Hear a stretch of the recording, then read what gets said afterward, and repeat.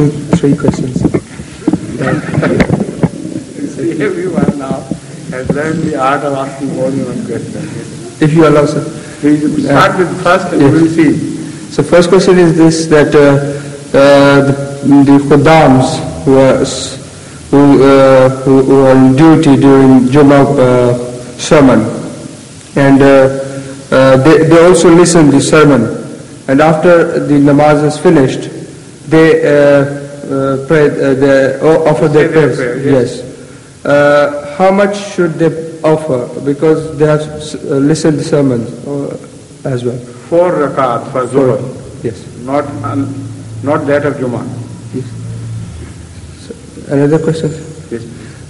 In the history of Islam, this is the fact that the flag of Muslims in Islam was black, but the colors, the black color is the mourning color or something like that. Who told you? Because I had my experience. Religious background? No, in general, the color, black color. The general background would not apply to religion. Yes, sir. You must have some religious source Yes, to sir. support your view. Otherwise, it's meaningless as far as religion goes.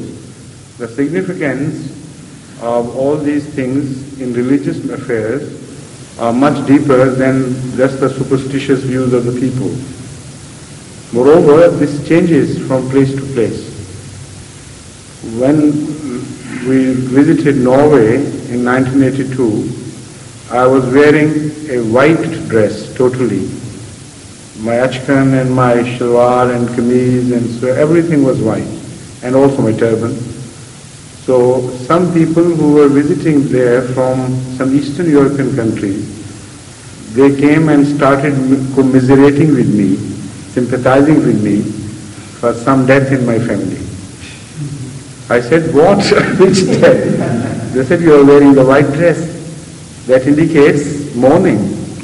So you must have suffered a big loss. You are totally clad in white from top to bottom. You see? So the customs change. In some places it's black for mourning, in some places it's white for mourning.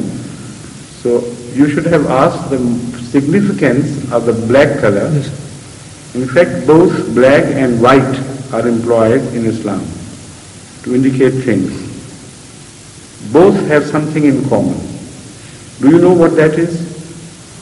I don't know. Pan? What did you say? They show white flag for Sunnah. No, what is common characteristically in these two colors? No. You don't know.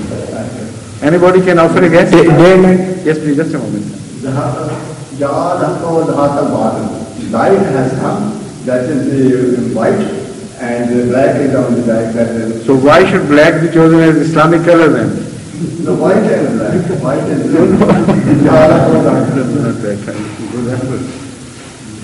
Any other guess? A penny for the guess, as they say in English. Come on. No, you have finished your guess. Is it that black can vanquish white, but white cannot vanquish black? Please. Something in common which has a bearing in Islam, which has beautifully employed in Islam. White absorbs, black absorbs total light, does not miss an iota of light. So from looking heavenly words, black indicates that we absorb entire light from heaven, and white reflects total light without being dishonest about it. So a messenger has two aspects. One, of receiving things from Allah. In that respect, he is Nabi. Whatever he receives, he completely, totally absorbs. And when he speaks to the others, he reflects the entire light without being dishonest or stingy about it. So that reflection makes it white. So reception, that is a complete reception without leaving anything out, and reflection, that is a complete reflection without leaving anything out. they are witnessed only in two colors, black and white. So both have been employed in Islam as flags. And also in Jamaat Ahmadiyya's choice of colors, in Jamaat Ahmadiyya's flag and in Khudam Ahmadiyya's flag, both are reflected. So another question? Yes, please. Sir, in Quran Kareem it is said, وَمَنْ دَابَّةٍ فِي الْأَرْضِ إِلَّا عَلَى اللَّهِ رِزْقُهَا. Pardon? وَمَنْ دَابَّةٍ فِي Woman? وَمَا دَابَّةٍ. No. So, woman? Wama min dabbatin. Sorry, sir.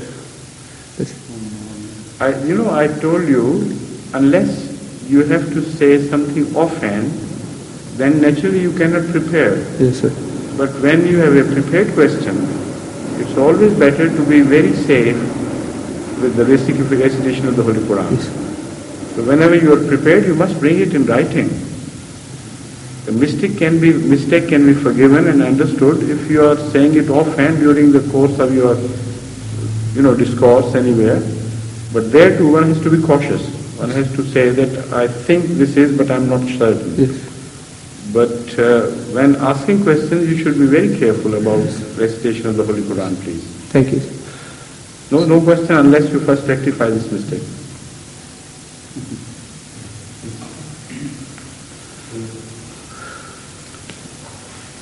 Because this is the third time I have told you this. Second time. No, second time you missed again. I remember very clearly.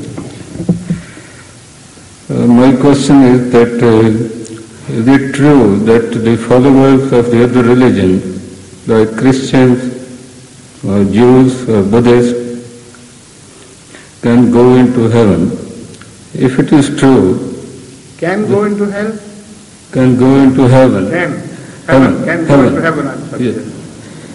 If it is true, then why it is essential for them to accept Islam and Ahmadiyya? All right. This one question was asked also by non-Muslims before, I think. Can some Muslims and Ahmadis go to hell or not? Can go, yes. They can. So why it is essential for them to remain Ahmadis then? The converse is also true. So why don't you we go have over to this? preach. We have to preach them that you. No, you have not understood my question. My counter question was, can Ahmadis and other Muslims go to hell or not? Can. So why should they remain Ahmadis? If that is a natural question and justified question, then the converse is also true. If non-Ahmadis can go to heaven, the question is, why should they be Ahmadis? So if the Ahmadis can go to hell, why should they remain Ahmadis? Now you understand in this Yes. equation. Yes. So there are more things to it than just visible to you. The fact is that when you say a non-Muslim can go to heaven, this statement is qualified. This is qualified with a more detailed statement that such people who have not received the message of Islam, who are not at fault at all in not receiving the message, and also those who fail to understand and not all out of malintention or crookedness in them. Due to some defects, for instance, anyone who is blind, born blind, he makes mistakes and he suffers from those mistakes. That is one thing. But he is not punished for those mistakes. That is the second thing altogether. So yet, a man who is blind cannot be equated with the one who can see. In one case, justice is applied. And the demand of justice is that he should not be punished. But there is another sort of justice which is generalized justice, where he automatically suffers because of lack of sight. and he cannot be bracketed and equated with a person who can see. So this is exactly the analogy with the statement you have made. Those who cannot see Islam, they could be at fault if they have closed their eyes themselves, or having seen, rejected to see. Then whatever the mistakes they commit, they would suffer and also punished for those mistakes. And those who are non-Muslims, but not out of any fault of theirs, they will also suffer in this world because they will not see light. They will be in a life of comparative unease and discomfort, but they will not be punished. So, one cannot say if the blind are not going to be punished for their mistakes, why should they be given sight? Why all the doctors attempt to give them sight and bring them in equation with the rest of the seeing men? If you understand this analogy, you will more easily understand the question which you have asked. Does it serve you any purpose? Sorry? Has this illustration served any purpose or not for you? Well, there was one Christian who was asking question that if we believe in Jesus Christ and we can even go into heaven, then why we should believe other... No, the question, you again misunderstood the whole thing.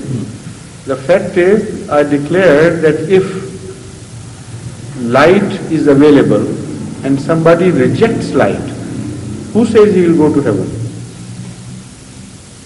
Allah is Malik. That is different. We are not interfering in his proprietary rights. But as a general rule, such people are rejected. We know that. So that statement is wrong. That anybody believing in Christ who rejects Islam will go to heaven. It's not the right statement. The statement I have been making is different. I have always been telling you that if somebody has received the message of Islam and out of his own personal distortion, he rejects the message of Islam, such a person will be rejected by God. And this aspect of the question is covered by the verse of the Holy Quran, Inna ad-deena indallahi al-Islam. وَمَنْ يَبْتَغِ غَيْرَ الْإِسْلَامِ دِينًا فَلَنْ يُقْبَلَ مِنْهُ. Verily, the true path in the sight of Allah is Islam. So whoever rejects this, no other path will be accepted from him. So this applies to all those people who consciously reject Islam and who are at fault in refusing Islam, refusing to believe in Islam. So such Christians, such people, whether they are Christians or Jews or anybody else, pagans or whatever you call them, they will be liable to be punished by Allah.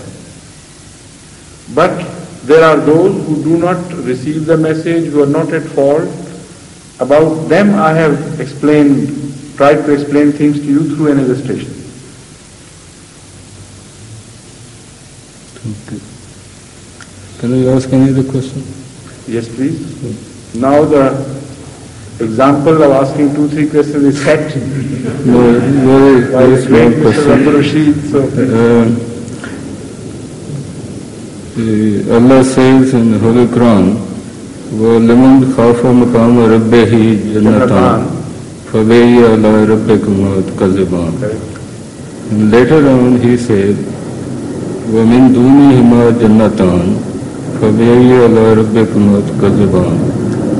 Now first he said there will be 2 gardens, and later he said beside these 2 gardens there will be 2 other gardens. Could you please differentiate what it means? This has been explained by Hazrat Masih Maud, and he has commented on this particular aspect. So you better refer to Hazrat Masih Maud's books and read in detail what he has said about it. Thank you. Yes, please.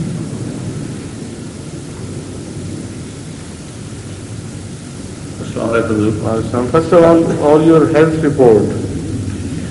Yes, sir. Your report about your health. It is by the grace of Allah and with your prayers, Have you sir. got checked up? Not yet, sir. But I am still continuing the. No, that's different. I mean, have yourself medically checked up. Not yet, sir. I'll Have go. yourself medically Very well, checked up. sir. I will do it there, inshallah. Look, this is not a question. I wanted to request yesterday, but I could not venture to ask. But now I want. The position is this, that when the land for this mosque was bought, I remember to have read in early 30s, in 1929 or 30, a poem by the then called Rahim Bakhsh Dard, later on Abdurrahim Dard. It was in the Al-Fadl Pink, I think, if I don't remember, forget that. So that I recollected and wrote back. That and you did what? That I had memorized at that time, but I had written. And can you sing it well? Yes, sir. So you want to please go No, ahead. on the pattern of that poem, with a little bit of tasarruf. You have also. Although I am not a poet, but I have done some tukbandi once or twice. But this is, can you make balanced verses? I think so, sir. Good. Go ahead.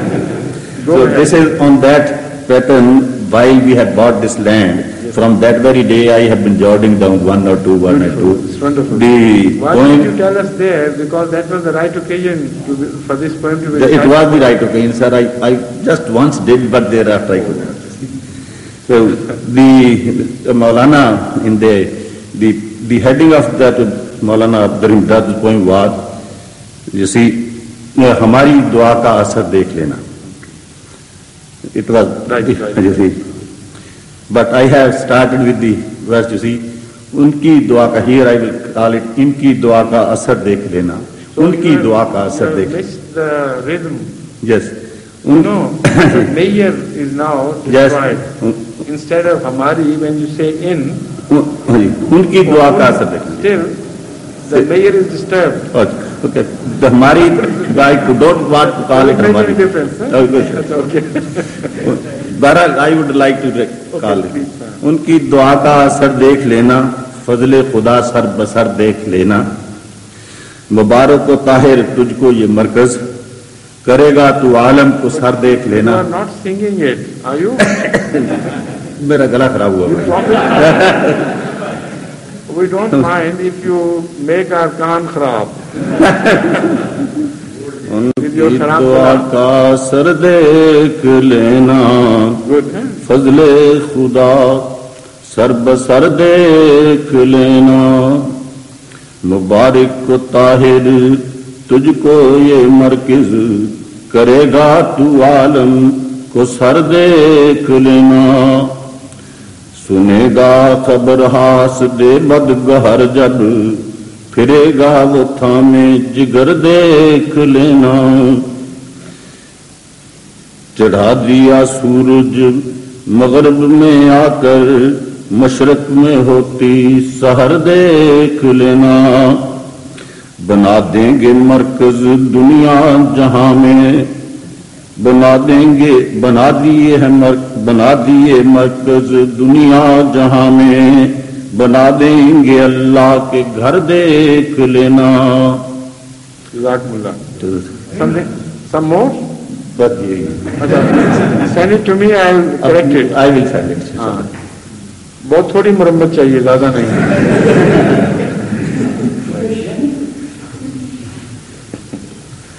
So, questions? Or another poem?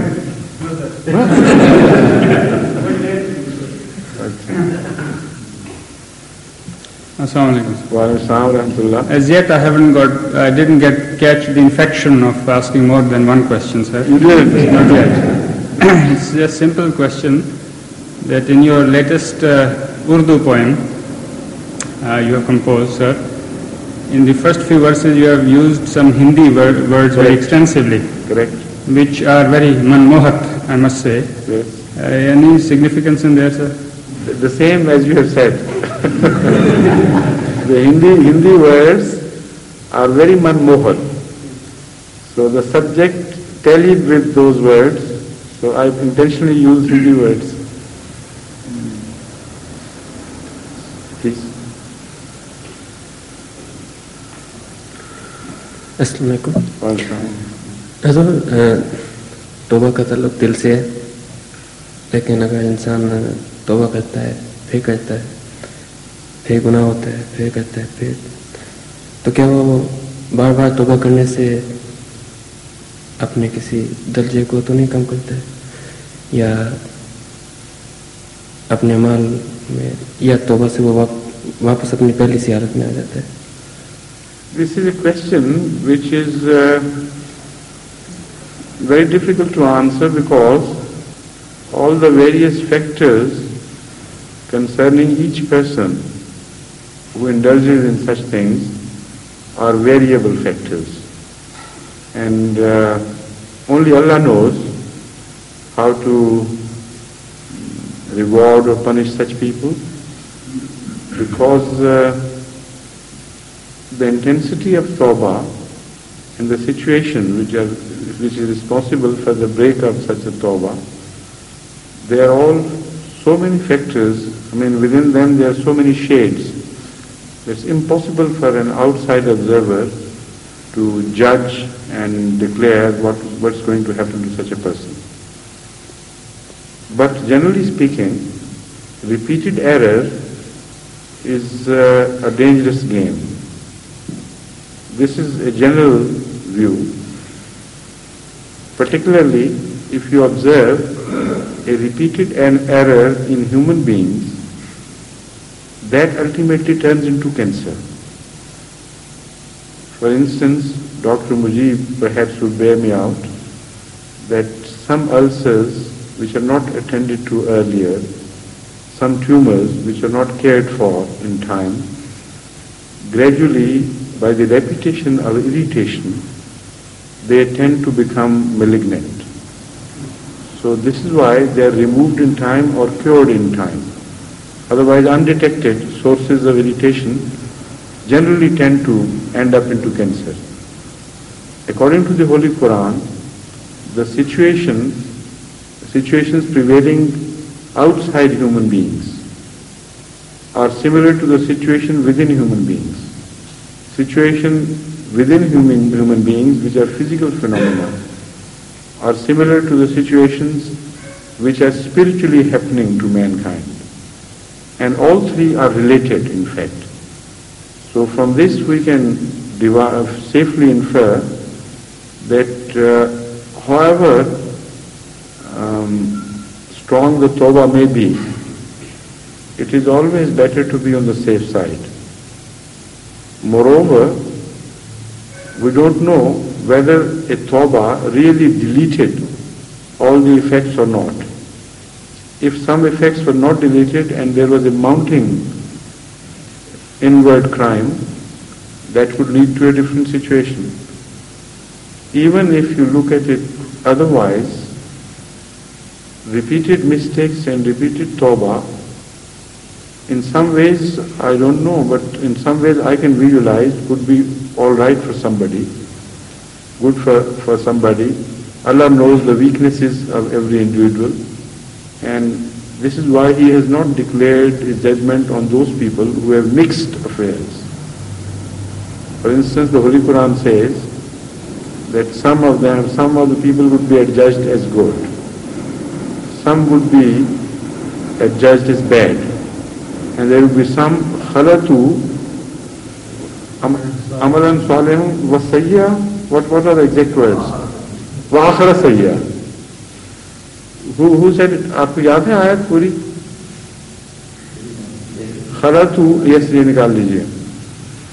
So that shows that it is with Allah to pardon them or not to pardon them. So it's not for me to opine on such a thing. Because when the Holy Quran clearly makes it known to us that such people stand in the danger of not being forgiven, and also can be forgiven. Why these two aspects are mentioned?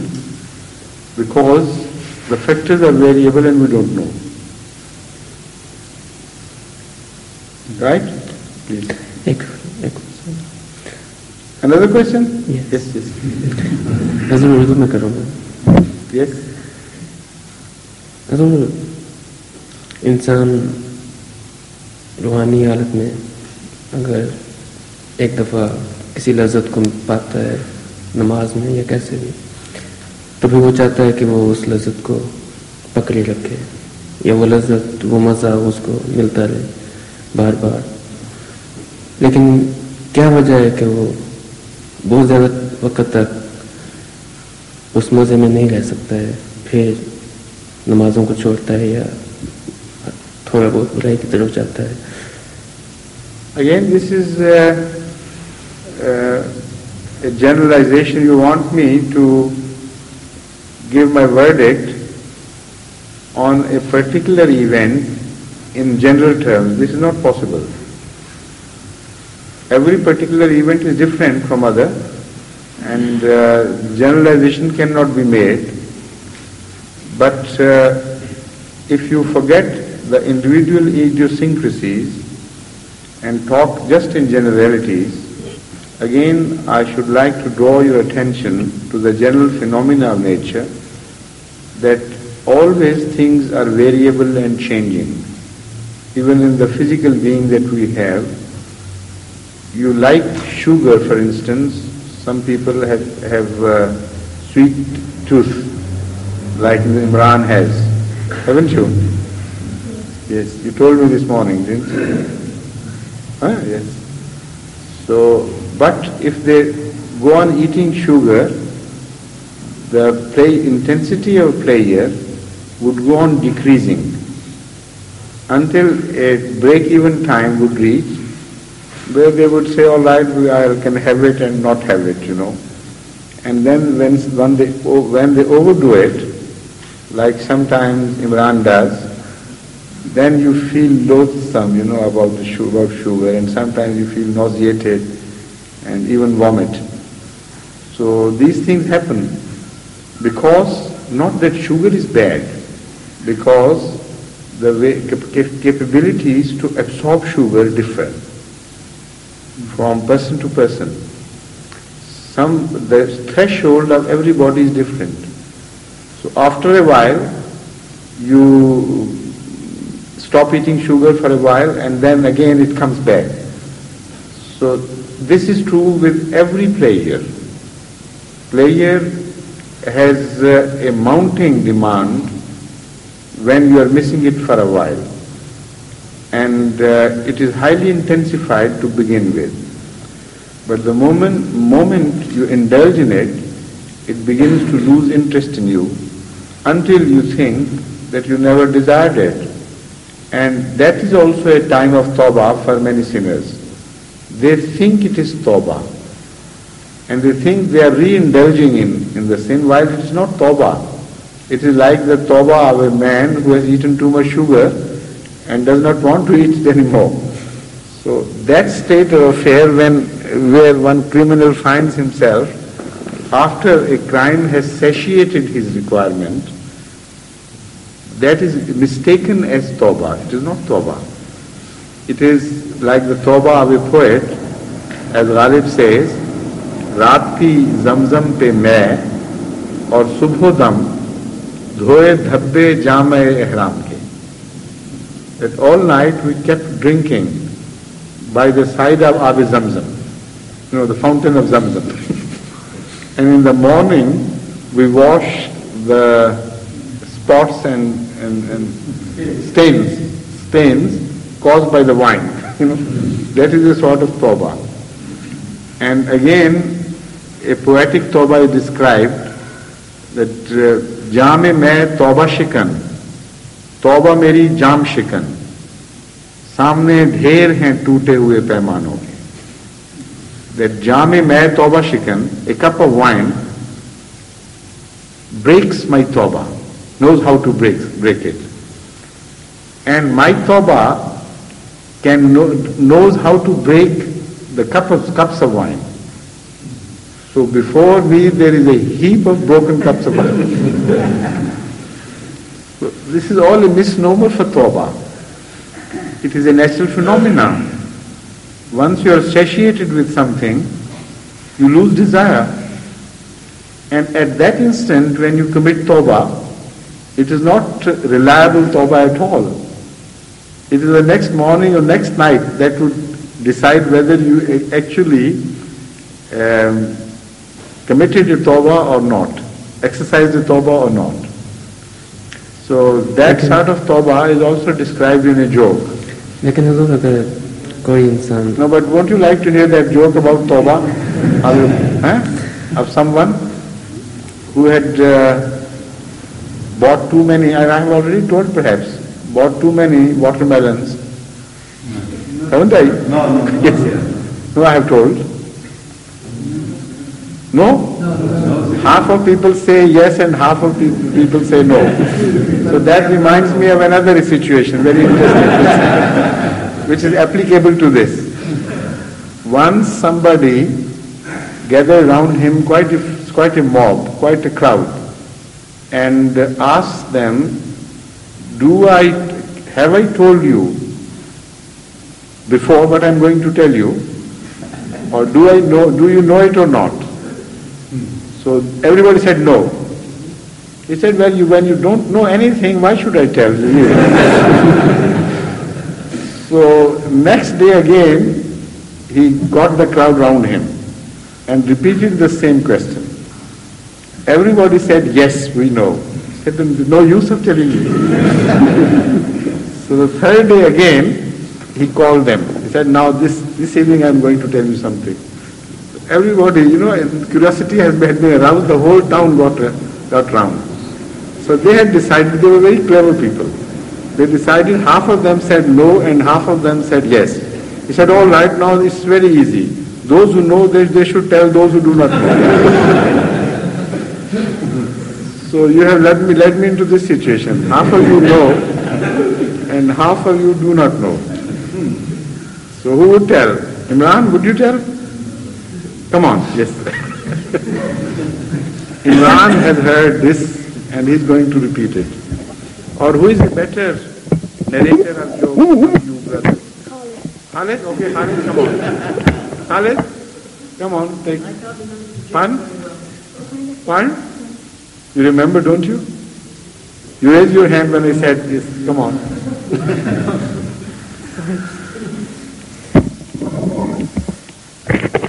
Don't tell the Pathan part of it because you are a Pathan. You are a Pathan yourself, aren't you?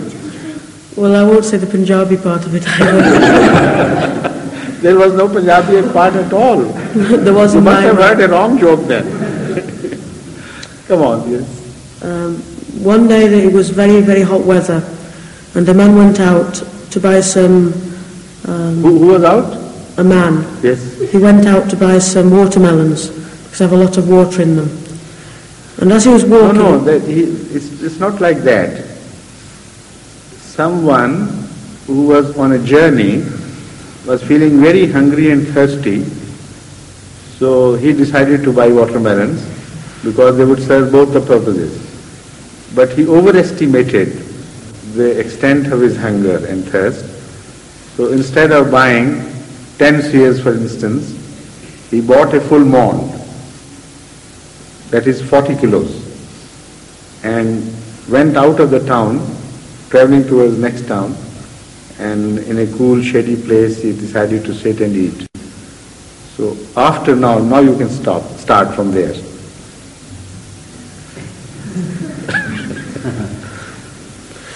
So after he reached the shade of the tree, he said, well, why should I'm feeling thirsty now.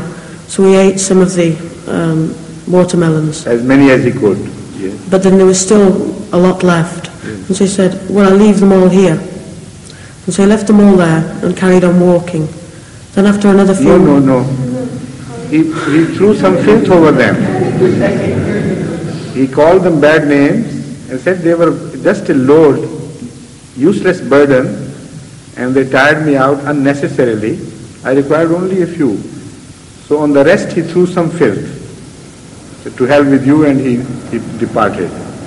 And you know the watermelon is a watery thing, and in a hot summer day, out because of perspiration, one just feels thirsty very quickly. And also it doesn't fill the belly really.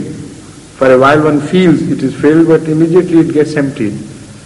So after walking a couple of miles, he thought, look here, I made a mistake. I do require them.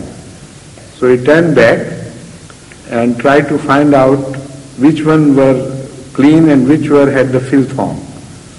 So he picked about half of them and said, they are clean, and ate them. And then left the place again. So after a couple of miles again, he felt extremely thirsty and hungry. He said, look here, I am a very stupid man. Instead of eating the clean ones, I ate the dirty ones. And the clean ones are still waiting for me there. So he returned and ate the clean ones as well. That was the joke about this. Now I hope you'll remember it correctly next time, right? Yes.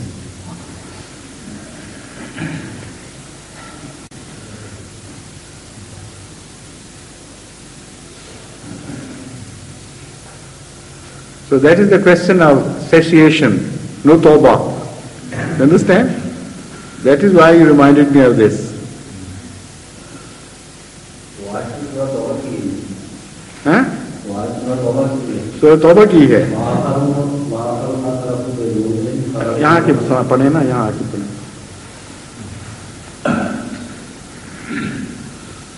Surah Tawbah, which verse? Number 123 All right. वआखरुना तरफु बिज़ुनुबिहिम खलतु अमलन सालिहन वआखर सय्यन असल्लाहु अन यतूब अलैहिम इन्नल्लाह गफूरुर रहीम.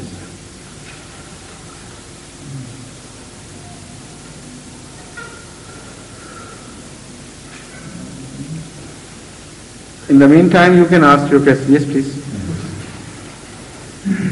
You are sitting in the same general direction, so you. Sir, I'd like to know something about Sof Ibrahim. I mean, this Sof was a book or this was some other thing, and whether they exist or not, and something like that. Sof Ibrahim, the word kitab and sof are differently used, and as far as my study is concerned, I'll tell you a few things about it. Please sit down. The fact is that it is, people have divided opinion, scholars have divided opinion about Hazrat Ibrahim's position among prophets, whether he was a lawbringer or he was not a lawbringer. There are some verses, or at least one verse we know, which tends to inform us that he was not a lawbringer, but he happened to be on the law of the previous prophet Hazrat Nuh. Yet, in other verses, the Holy Quran manifestly makes it clear that there are many who followed Ibrahim and his sunnah and his tradition and his word and things. So it makes an impression that he was a lawbringer. So to solve this dilemma, I further investigated, and I have come to a conclusion myself that part of Hazrat Ibrahim's life was as a follower prophet of the earlier prophet Hazrat Nuh, and he was not revealed any law unto himself. And in the latter part and the most of the life he led later on, he was given law by Allah for himself, and from then on people followed him, because in the references we find among his progeny, for instance, Hazrat Yusuf alayhi salam tells us that I am going to act according to the law of the path. I am going to tread the path of my father and the first father and Abraham. And Sunnat Ibrahimi is also a well-known phrase. Millat also Sunnat Ibrahimi, Millat Ibrahim, and so on. So all these indicate that he was also a lawbringer. So the enigma got solved when I looked at the age of Hazrat Nuh alayhi salatu wasalam, why the age of Hazrat Nuh was mentioned in the Holy Quran. And that age was 950 years. Now we know it was not his personal age, it was the age of his Sharia. After 950 years, that Sharia was definitely cancelled. Otherwise, Allah must have mentioned some more years to it. And we know that Hazrat Ibrahim ﷺ was born, roughly speaking, according to the available evidence, during nearly at 900 years after Hazrat Nuh. And he lived much longer. But he reached maturity and the age of prophethood within the period when the Sharia of Hazrat Nuh was not yet cancelled out. So within 50 years, he was bound to follow the previous Sharia, if Allah had not revealed it to him. Now when 50 years passed, that is 950 years got completed, after that, if a new law was not revealed, the old law had been cancelled out, what could he follow then? So obviously from the Holy Quran, this is proved that after 50 years from the birth of Hazrat Ibrahim ﷺ, a new law was definitely revealed to him. And that is the law which we find mention of in many verses of the Holy Quran. And the mention where he is known to have followed min Shi'atihi Ibrahim. From among the followers of Nuh was Ibrahim. That is true because in the early time he was born among the followers of Hazrat Nuh and remained a follower of Hazrat Nuh till about 50 years of his age. Yes, please. Got it at last? Got it? Yes. Good, alhamdulillah. It is said, وَمَا مِن دَابَّةٍ فِي الْأَرْضِ إِلَّا عَلَى اللَّهِ رِزْقُهَا. This is the part of the verse. Yes. No, but read the full one. وَيَعْلَمُ مُسْتَقَرَّهَا وَمُسْتَعْدَهَا كُلٌّ فِي كِتَابٍ مُبِينٍ. So, the first part of this verse,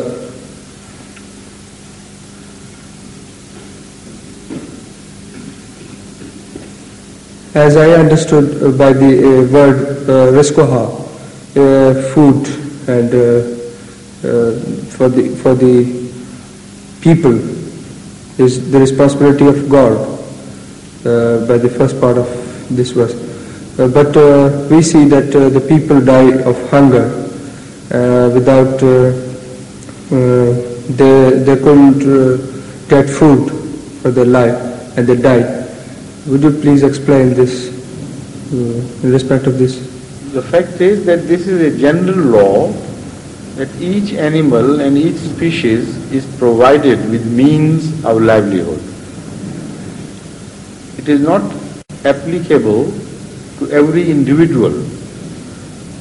وَمَا مِن دَابَّةٍ can be translated both as وَمَا أَحَدٌ مِن دَابَّةٍ or وَمَا نَوْمٌ مِن دَابَّةٍ. Whenever there is a word missing between ma and the following min, it is up to the reader to find out the missing word according to the context of the situation. So here it is ma naum min dabbatin. For instance, there is an analogy elsewhere, and when you understand the phenomena correctly, then you also solve some very difficult problems which are facing people nowadays according to some verses of the Holy Quran. For instance, it is said about Hazrat Jesus Christ, peace be upon him. After it is mentioned وَمَا قَتَلُوهُ يَقِينًا بَلْ رَفَعَهُ اللَّهُ إِلَيْهِ وَكَانَ اللَّهُ عَزِيزًا حَكِيمًا. It is said that وَمَا مِنْ أَهْلِ الْكِتَابِ وَمَا مِنْ أَهْلِ الْكِتَابِ إِلَّا لَيُؤْمِنَنَّ بِهِ قَبْلَ مَوْتِهِ. Now, because people have been translating it as وَمَا أَحَدٌ مِّنْ أَهْلِ الْكِتَابِ, so they always found themselves in difficulty. Only one explanation is acceptable in this, and that has been shown to Hazrat Masih Maud ﷺ through Kashf. But if you replace ahadun with qabilatun, for instance, then immediately the whole picture is solved and becomes very clear. It may mean وَمَا فِرْقَةٌ مِّنْ أَهْلِ الْكِتَابِ or وَمَا فَرِيقٌ مِّنْ أَهْلِ الْكِتَابِ إِلَّا لَيُؤْمِنَنَّ بِهِ. Ahle Kitab had 12 fariq, or what would be the most suitable word for that? Qabail of Ahle Kitab. Tribes, no, in Arabic. The missing but that is وَمَا سَبْتُم مِّنْ أَهْلِ الْكِتَابِ. Sabt is feminine or masculine? That's all right then. Wama, this could mean, instead of Wama, one word has to be replaced. That has to be understood. Because there is definitely a sense, a word missing, carrying some sense, which becomes automatic. So it could mean either Wama ahadum min ahlil kitabe, and all the previous interpreters have landed themselves into difficulty because of understanding this to the word ahadun to be missing. While I replaced it with sabtun, and immediately the whole meaning became very clear. وَمَا سَبْتُم مِّنْ أَهْلِ الْكِتَابِ إِلَّا لَيُؤْمِنَنَّ بِهِ قَبْلَ مَوْتِهِ. Now read it in the context of that salib, and a beautiful new meaning appears before you. Where did Jesus Christ go? That was the question. If he was not killed if he did not die upon cross, and Allah saved him, where did he go? There Allah says in the following verse, وَمَا سَبْتُم مِّنْ أَهْلِ الْكِتَابِ إِلَّا لَيُؤْمِنَنَّ بِهِ. From there on, he must travel to those lost tribes of Israel who had not yet accepted him. And because he was Rasulun ila Bani Israel, he could not have fulfilled his mission entirely unless he had delivered his message to all the tribes of Israel. So after crucifixion, he was to leave for the lost tribes of Israel, and it was declared that Jesus will not die until all the tribes have heard his message and have accepted him. So when tribes accept, that does not mean every individual. Just a few from one tribe accept, and according to the general statements, this can be said that now every tribe has accepted. And this is also evident from others, the style of other verses of the Holy Quran. Kullun amana billahi wa malaikatihi wa kutubihi wa rusulihi. While everyone has not, all those who are worth any meaning, worth anything, that is Rasul and the Mu'min, they have believed in Allah, not everybody. Yet the Holy Quran says, Kullu namana billahi wa malaikatihi wa kutubihi wa rusulihi. That kul means all those who mean anything. So when tribes are represented even by a few, then you can say every tribe has believed in Jesus Christ and he has fulfilled his mission. So this is the new interpretation of this verse which Allah gave me once I was pondering over this question. And the key lay in this thing, that between ma and mim there has to be something mahzuf, and that could be either ahadun, a singular or a plural. So in that verse too, exactly the same style has been adopted by the Holy Quran. Because if you, like people have made this mistake, if you translate ma min dabbatin illa Allah rizquha as there is no individual animal, but Allah must feed him. Then there is no question of anybody dying out of hunger. So it means every species of animals, every kind of animal has been provided with a system of provision which would look after him. So if individuals make mistakes or the communities make mistakes, they suffer for those mistakes, but then because Allah has categorically said that we have provided, then the fault would always lie with the communities or individuals who die with hunger, not with Allah, because Allah says we have positively provided you with this good system, correct system, enough to meet your requirements, and also we have provided you with enough material. Yet, out of some problems created by people themselves, some mistakes committed by some, and some other factors, temporarily, some individuals are deprived of those provisions.